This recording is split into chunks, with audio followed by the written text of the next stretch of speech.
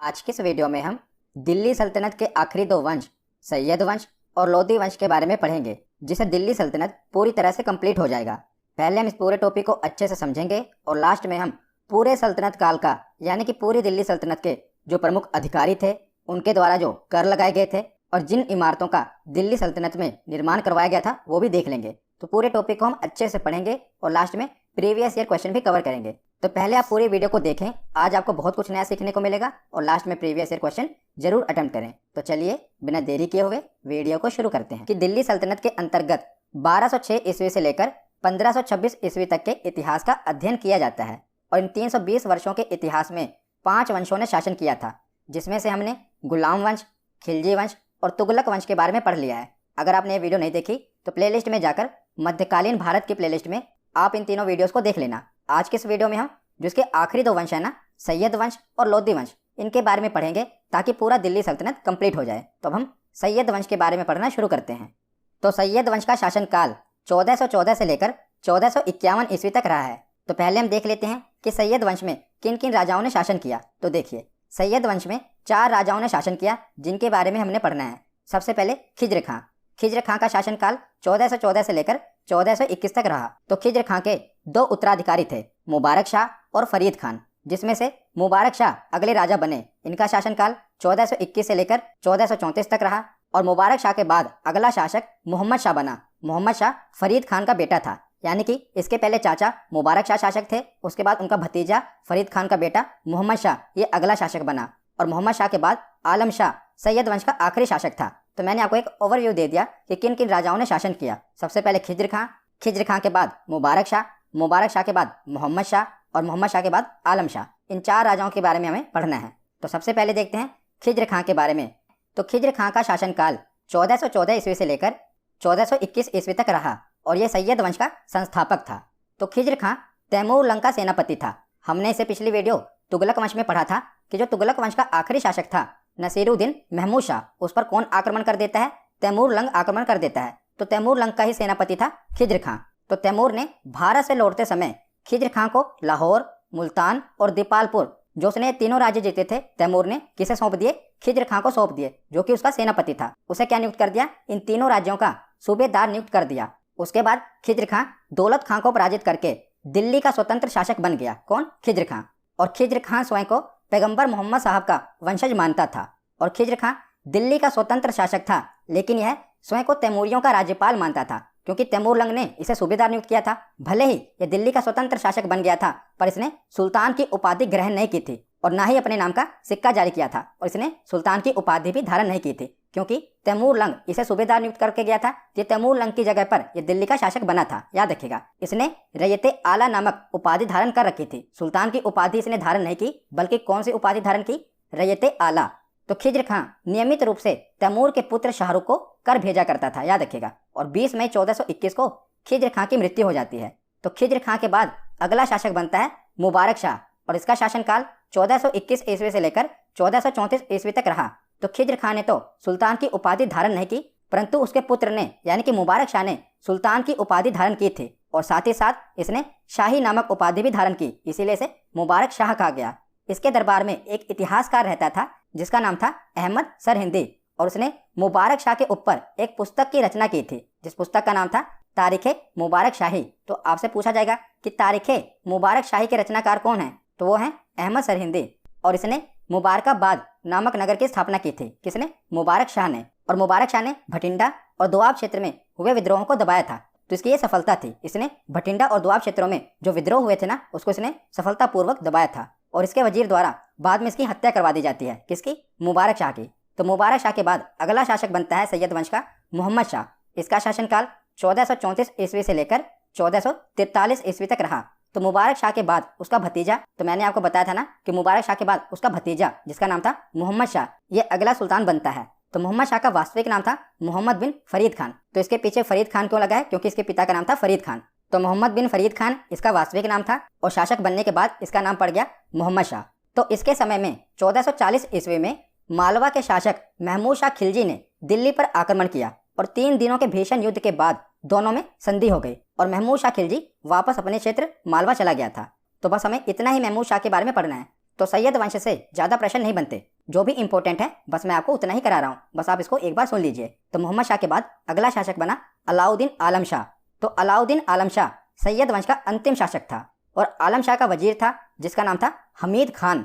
और जो आलम शाह था ना, ये बहुत ही अयोग्य शासक था। तो आलम शाह का हमीद खान से मतभेद होने के कारण वह दिल्ली छोड़कर बदायूं चला गया। तो बताइए, ये राजा है और अपनी ही राजधानी को छोड़कर चला गया बदायूं, क्यों? क्योंकि अपने वजीर से नाराज हो गया, उससे कुछ इसके मतभेद हो गए, तो इसने अपनी ही राजधानी को छोड़कर ये कहाँ चला गया? बदायूं चला गया। और बाद में पता चलता है कि बदायूं में इसकी मृत्यु हो जाती है। तो इसके पीछे षड्यंत्र रचा जाता है। षड्यंत्र कौन रचता है? षड्यंत्र रचता है इसका वजीर और बहलोल लोदी, दोनों मिलकर षड्यंत्र रचते हैं और इसको मार देते हैं। इसीलिए बाद में जो इसका वजीर है ना, ये दिल्ली का राजपाट किसे सौंप देता है? बहलोल लोदी को सौंप देता है, क्योंकि कहीं ना कहीं बहलोल लोदी का ही हाथ था अलाउद्दीन आलम शाह को मरवाने में। इसीलिए जिसका वजीर था हमीद खान, ये दिल्ली का राजपाट आगे बहलोल लोदी को सौंप देता है और इसके बाद लोदी वंश की शुरुआत होती है। तो सैयद वंश से आपको इतना ही पढ़ना है, सैयद वंश से ज़्यादा प्रश्न नहीं बनते। तो उसके बाद देखते हैं लोदी वंश। तो लोदी वंश का शासनकाल 1451 ईस्वी से लेकर 1526 ईस्वी तक रहा है और इसमें 3 राजाओं के बारे में आपको पढ़ना है। सबसे पहले लोदी वंश के संस्थापक कौन थे? बहलोल लोदी। बहलोल लोदी के बाद अगला शासक बनता है सिकंदर लोदी और सिकंदर लोदी के बाद लोदी वंश का आखिरी शासक है इब्राहिम लोदी। तो 3 राजाओं के बारे में आपको पढ़ना है, बहलोल लोदी, सिकंदर लोदी और इब्राहिम लोदी। तो सबसे पहले देखते हैं बहलोल लोदी। तो बहलोल लोदी का शासनकाल 1451 ईस्वी से लेकर 1489 ईस्वी तक रहा और यह लोदी वंश का संस्थापक था, जैसे कि मैंने आपको बताया। और यह दिल्ली के सुल्तानों में सर्वाधिक समय तक इसने शासन किया था, यानी कि दिल्ली के सुल्तान जितने भी बने थे ना, उसमें से सबसे ज़्यादा अवधि तक इसी ने शासन किया था, बहलोल लोदी ने। यह कभी ऊंचे सिंहासन पर नहीं बैठता था, बल्कि एक कालीन पर बैठता था और इसके चारों तरफ इसके जो वजीर होते थे, अमीर बैठते थे, इसके जो सलाहकार होते थे वो बैठते थे और ये कालीन पर बैठता था। और इसने बहलोली नामक चांदी की मुद्रा प्रचलित की, जो कि टंका के मूल्य, टंका मैंने आपको बताया था ना चांदी की मुद्रा होती है, तो टंका के मूल्य का 1/3 इसका मूल्य था, जो इसने बहलोली नामक चांदी की मुद्रा चलाई थी। और जो इसके द्वारा मुद्रा चलाई गई थी ना, ये आगे अकबर के समय तक ये मुद्रा प्रचलित रही। जो इसने मुद्रा चलाई थी ना, इसका इस्तेमाल आगे अकबर के समय तक होता रहा। और बहलोल लोदी ने जौनपुर के शासक हुसैन शाह शर्की को पराजित कर दिया और जौनपुर को भी दिल्ली में मिला लिया था। तो बहलोल लोदी से आपको इतना ही पढ़ना है। बहलोल लोदी के बाद अगले शासक बने सिकंदर लोदी। तो सिकंदर लोदी इंपॉर्टेंट है। 1489 से लेकर 1517 ईस्वी तक सिकंदर लोदी का शासन रहा। तो बहलोल लोदी के बाद सिकंदर लोदी शासक बनता है और लोदी वंश का सबसे प्रतापी शासक सिकंदर लोदी था। इसके पिता बहलोल लोदी के 9 पुत्र थे और ये तीसरा पुत्र था और इसका नाम निजाम खां था, लेकिन बाद में यह सिकंदर लोदी के नाम से सुल्तान बनता है। इसका वास्तविक नाम निजाम खान था। तो सिकंदर लोदी के हम कुछ प्रमुख कार्य देख लेते हैं। तो 1504 ईस्वी में इसने आगरा शहर की स्थापना की थी और इसने बाद में आगरा को ही अपनी राजधानी बनाया था। तो वेरी वेरी इंपॉर्टेंट, आपसे बहुत बार पूछा गया है कि आगरा शहर की स्थापना किसने की थी? तो सिकंदर लोदी ने ही आगरा शहर की स्थापना की थी। तो सिकंदर लोदी के अन्य कार्य भी देख लेते हैं।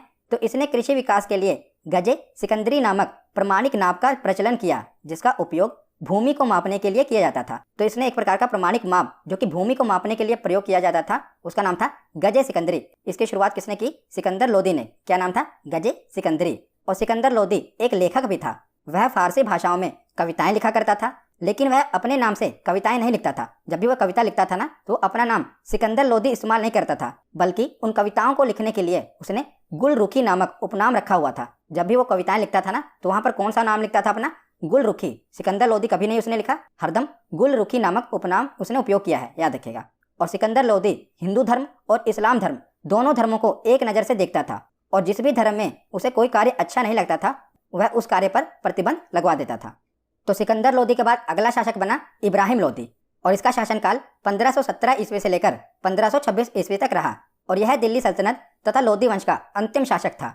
और 1518 ईस्वी में जब इब्राहिम लोदी 1517 ईस्वी में शासक बना, उसे अगले ही वर्ष 1518 ईस्वी में खतौली का युद्ध होता है, जिसमें इब्राहिम लोदी का सामना राणा सांगा से होता है और इस युद्ध में राणा सांगा की विजय होती है, यानी कि इब्राहिम लोदी हार जाता है। ये युद्ध कौन सा है? याद रखिएगा, खतौली का युद्ध। और इब्राहिम लोदी के जो चाचा थे आलम खां और पंजाब के जो शासक थे दौलत खां, ये दोनों नहीं चाहते थे कि इब्राहिम लोदी दिल्ली का सुल्तान बना रहे। इसीलिए दोनों ने मिलकर बाबर को इब्राहिम लोदी के विरुद्ध युद्ध करने का निमंत्रण भेजा। बहुत ही इंपॉर्टेंट है। इब्राहिम लोदी के अपने ही चाचा आलम खां और पंजाब के शासक दौलत खां दोनों ने किसे आमंत्रित किया? बाबर को, कि वो आकर इब्राहिम लोदी से युद्ध करें और इब्राहिम लोदी को हराएं।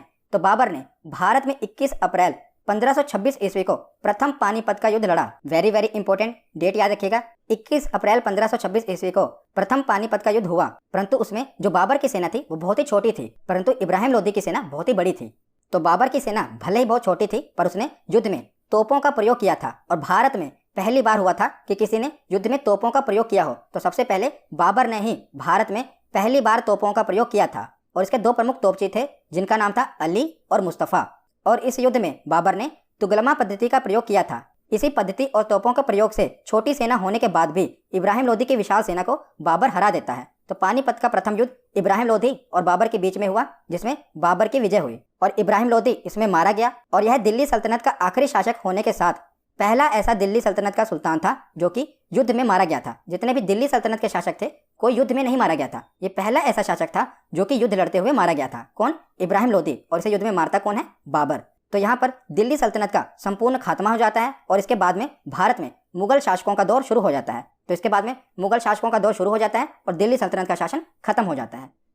तो उसके बाद सल्तनत काल में जो प्रमुख पदाधिकारी रहे हैं ना, उनके बारे में हम पढ़ लेते हैं। तो सुल्तान के जो भी पदाधिकारी रहे हैं उनके बारे में देख लेते हैं। तो सबसे पहले है नायबे मुमालिकात। तो सुल्तान के बाद यह राज्य का प्रमुख पदाधिकारी होता था। इस पद का सृजन बहराम शाह के काल में हुआ था, जब उसने नायबे मुमालिकात के पद पर किसे नियुक्त किया था? एतगिन को।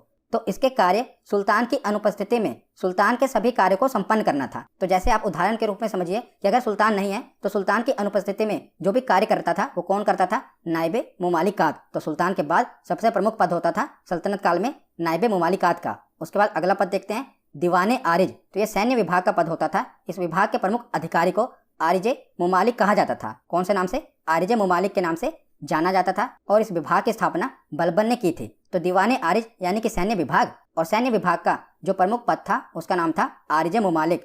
तो उसके बाद अगला प्रमुख पद था दीवाने रसालत। इसका प्रमुख अधिकारी रसालते मुमालिक होता था, जो कि विदेश मंत्री की हैसियत से कार्य करता था, याद रखिएगा। उसके बाद आगे देखते हैं तो अमीर हाजिब, इसे अमीर बारबक भी कहा जाता था। ये दरबारी मामलों की देखभाल करने वाला प्रमुख अधिकारी होता था। कौन? अमीर हाजिब। उसके बाद है दीवाने वकूफ़। तो इसे आपको रटना नहीं है, बस एक बार आपको सुनना है, ताकि आपको पता होना चाहिए कि सल्तनत काल में कौन कौन से प्रमुख पदाधिकारी थे। तो दीवाने वकूफ़, ये जलालुद्दीन खिलजी ने खर्चों के ब्यौरों को तैयार करने के लिए इसकी स्थापना की थी। इस पद की क्या नाम था? दीवाने वकूफ़। उसके बाद है दीवाने अमीर कोही।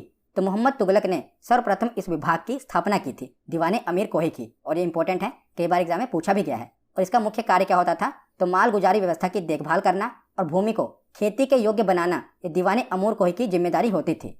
उसके बाद अगला प्रमुख पद था दीवाने खैरात। तो खैरात का मतलब ही क्या है? तो ये दान का विभाग होता था। इसकी स्थापना किसने की थी? तो फिरोज तुगलक ने इसकी स्थापना की थी।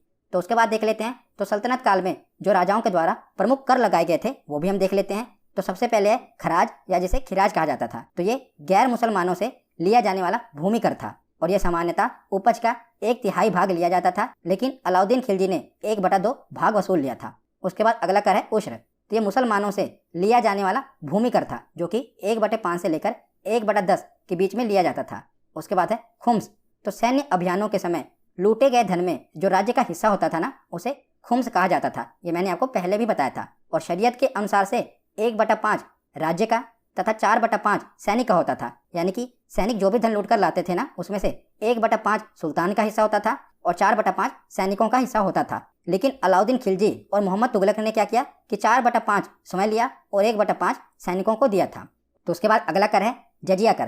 तो ये गैर मुसलमानों से लिया जाने वाला व्यक्ति कर था, और इसे मुंडकर भी कहा जाता था। तो स्त्री, बच्चे, वृद्ध, अपंग और ब्राह्मण जजिया कर से मुक्त थे। तो मैंने आपको पहले भी जजिया कर के बारे में डिटेल में बताया हुआ है। तुगलक वंश वाली वीडियो में भी बताया हुआ है, उसे पहले भी बताया हुआ है, आपको पता होगा। तो वहाँ पर मैंने डिटेल में बताया था। तो भारत में सर्वप्रथम जजिया कर किसने लगाया था? मोहम्मद बिन कासिम ने। उसके बाद अगला कर है जकात। यह मुसलमानों से लिया जाने वाला धार्मिक कर था, और यह धनी मुसलमानों की आय का 2.5% होता था। यानी कि जो अमीर मुसलमान होते थे उन्हीं से यह धन लिया जाता था। कितना? 2.5%। उसके बाद है हर्बे शर्ब। तो ये सिंचाई कर था, जो कि उपज का 1/10 होता था। इसे हर्बे शर्ब कहा जाता था। ये बहुत ही इंपॉर्टेंट है, याद रखिएगा। उसके बाद अगला कर है चरी कर। तो ये 4 गाह का कर था। उसके बाद अगला कर है घर कर, यानी कि गृह कर। तो गृह कर था। इन दोनों करों को अलाउद्दीन खिलजी ने ही वसूल किए थे। उसके बाद अगला कर था तरकात। यह लवारिश संपत्ति की जब्ती से होने वाली आय थी। जो भी लवारिश संपत्ति होती थी उसे जब्त कर लिया जाता था, उसे कहा जाता था तरकात। तो उसके बाद सल्तनत काल की जो प्रमुख इमारतें हैं उन्हें हम देख लेते हैं। तो सबसे पहले है कुव्वत उल इस्लाम मस्जिद। ये कहाँ पर है? दिल्ली में है। और इसका निर्माण किसने करवाया था? कुतुबुद्दीन ऐबक ने करवाया था। गुलाम वंश वाली वीडियो में मैंने आपको बताया था। तो इसका निर्माण 27 हिंदू एवं जैन मंदिरों की सामग्री से किया गया था और यह दिल्ली की पहली इस्लामी इमारत है। कौन सी? कुव्वत उल इस्लाम मस्जिद। तो बहुत सारे हिंदू और जैन मंदिरों को तोड़कर इसे बनाया गया था, कुव्वत उल इस्लाम मस्जिद को। उसके बाद अगली मस्जिद है 2.5 दिन का झोपड़ा मस्जिद। ये कहाँ पर है? अजमेर में है और इसका निर्माण भी कुतुबुद्दीन ऐबक ने करवाया था और एक संस्कृत विद्यालय को तोड़वाकर इस मस्जिद का निर्माण करवाया गया था, जिसका नाम है 2.5 दिन का झोपड़ा मस्जिद। उसके बाद है कुतुब मीनार। तो कुतुब मीनार कहाँ पर है? आपको पता ही है, दिल्ली में है और इसका निर्माण भी कुतुबुद्दीन ऐबक ने ही करवाया था। तो जो कुतुब मीनार है ना, इसकी शुरुआत तो कुतुबुद्दीन ऐबक ने करवाई थी, इसकी नींव तो कुतुबुद्दीन ऐबक ने रखी थी, परंतु इसे पूरी तरह से निर्माण किसने करवाया था? इल्तुतमिश ने इसका पूरा निर्माण करवाया था। और इसका जो नाम है कुतुब मीनार का, ये सूफी संत कुतुबुद्दीन बख्तियार काकी के नाम पर रखा गया है। मूल रूप से ये मीनार 4 मंजिला लाल पत्थर की है, परंतु बाद में क्या हुआ था कि फिरोज तुगलक के समय बिजली गिरने के कारण जो इसकी चौथी मंजिल थी ना, वो ध्वस्त हो गई थी। तो मैंने गुलाम वश में आपको बताया था कुतुब मीनार के बारे में, तो वहां पर भी मैंने आपको बताया था कि जो इसकी चौथी मंजिल थी उस पर बिजली गिर गई थी, जिसके कारण चौथी मंजिल ध्वस्त हो गई थी। तो फिरोज शाह तुगलक ने क्या करवाया? चौथी एवं 5वीं मंजिल का निर्माण करवाया था। तो जो ध्वस्त हो गई थी ना, उसका निर्माण किसने करवाया था? फिरोज शाह तुगलक ने। तो उसके बाद अगली प्रमुख इमारत है सीरी का किला। तो सीरी का किला कहाँ पर है? दिल्ली में है और इसका निर्माण अलाउद्दीन खिलजी ने करवाया था। तो मंगोलों से दिल्ली की रक्षा हेतु इस मजबूत किले का निर्माण करवाया गया था, जिसे सीरी का किला कहा गया। ये दिल्ली में है और अलाउद्दीन खिलजी ने इसका निर्माण करवाया था। उसके बाद है अलाई दरवाजा। ये भी दिल्ली में है और अलाई दरवाजे का निर्माण भी अलाउद्दीन खिलजी ने करवाया था। तो सल्तनत काल की पहली इमारत है जिसमें संगमरमर का प्रयोग हुआ है। कौन सा? अलाई दरवाजा। ये सल्तनत काल की पहली ऐसी इमारत थी जिसमें संगमरमर का प्रयोग हुआ था।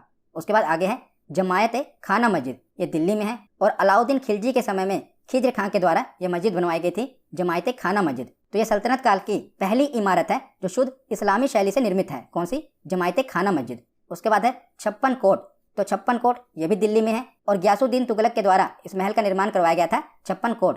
तो ये ग्यासुद्दीन तुगलक का महल था और यह सुनहरी ईंटों से बना हुआ था। कौन सा? 56 कोट। उसके बाद है ग्यासुद्दीन तुगलक का मकबरा। तो यह भी दिल्ली में है और यह मकबरा झील के मध्य निर्मित किया गया है। किसके मध्य? झील के मध्य। उसके बाद है सिकंदर लोदी का मकबरा। तो सिकंदर लोदी का मकबरा यह भी दिल्ली में है और यह भारत का पहला मकबरा है जिसमें दोहरे गुंबद का निर्माण किया गया है। उसके बाद है मोट की मस्जिद। ये भी दिल्ली में है और सिकंदर लोदी के वजीर मियाँ भुआ ने यह बनवाया था मोट की मस्जिद। तो यहाँ पर सल्तनत काल के जो प्रमुख निर्माण कला थी वो भी हमने देख ली। तो यहाँ पर हमारा थ्योरी सेक्शन कंप्लीट होता है। अब हम प्रीवियस ईयर क्वेश्चन देखते हैं। तो पहला प्रश्न है कि सैयद वंश का अंतिम शासक कौन था? तो सैयद वंश का अंतिम शासक था अलाउद्दीन आलम शाह। ऑप्शन ए इसका सही जवाब है। अगला प्रश्न है कि सैयद वंश का संस्थापक खिज्र खां किसका सेनापति था? तो सैयद वंश का संस्थापक खिज्र खां किसका सेनापति था? ये तैमूर लंग का सेनापति था। ऑप्शन ए इसका सही जवाब है। अगला प्रश्न है कि सैयद वंश ने किस वंश को समाप्त करके दिल्ली पर प्रशासन प्राप्त किया था? तो सैयद वंश ने किस वंश के बाद शासन किया था? तुगलक वंश के बाद। ऑप्शन ए इसका सही जवाब है। अगला प्रश्न है कि सैयद वंश का संस्थापक कौन था? तो सैयद वंश का संस्थापक कौन था? खिज्र खां। अगला प्रश्न है कि सैयद वंश का अंत किस वर्ष हुआ था? तो सैयद वंश का अंत किस वर्ष हुआ था? इसका सही जवाब क्या है? ऑप्शन ए 1451 में। उसके बाद अगला प्रश्न है कि किस सैयद वंशी शासक के शासनकाल में भटिंडा तथा दोआब में विद्रोह हुआ था और उसने उस विद्रोह को सफलतापूर्वक दबा दिया था? तो ये किस शासक के काल में हुआ था? मुबारक शाह के शासनकाल में। ऑप्शन डी इसका सही जवाब है। अगला प्रश्न है कि लोदी वंश का संस्थापक कौन था? तो लोदी वंश का संस्थापक था बहलोल लोदी। ऑप्शन ए इसका सही जवाब है। अगला प्रश्न है कि किसने गुलरुखी उपनाम से अपनी कविताओं की रचना की थी? तो बताइए किसने की थी? सिकंदर लोदी ने। इसने जो भी कविताएं लिखी थी उसमें अपना नाम क्या रखा था? गुलरुखी। अगला प्रश्न है कि किसने आगरा की स्थापना की है? तो आगरा की स्थापना किसने की है? सिकंदर लोदी ने। इसने आगरा की स्थापना की है। अगला प्रश्न है कि गजे सिकंदरी का प्रचलन किसने करवाया था? तो गजे सिकंदरी का प्रचलन करवाया था सिकंदर लोदी ने। ऑप्शन बी इसका सही जवाब है। अगला प्रश्न है कि पानीपत का प्रथम युद्ध निम्न में से किस वर्ष हुआ था? तो पानीपत का प्रथम युद्ध 1526 ईस्वी में हुआ था। ऑप्शन ए इसका सही जवाब है। और यह किसके बीच में हुआ था? इब्राहिम लोदी और बाबर के बीच में। और किसकी विजय हुई थी? बाबर की विजय हुई थी। आज का आखिरी प्रश्न है कि मेवाड़ के महाराणा सांगा ने इब्राहिम लोदी को किस युद्ध में परास्त किया था? तो मेवाड़ के महाराणा सांगा ने इब्राहिम लोदी को खतौली के युद्ध में परास्त किया था। ऑप्शन बी इसका सही जवाब है। तो आज की ये वीडियो यहीं पर खत्म होती है। कैसी लगी ये वीडियो कमेंट सेक्शन में जरूर बताना। धन्यवाद।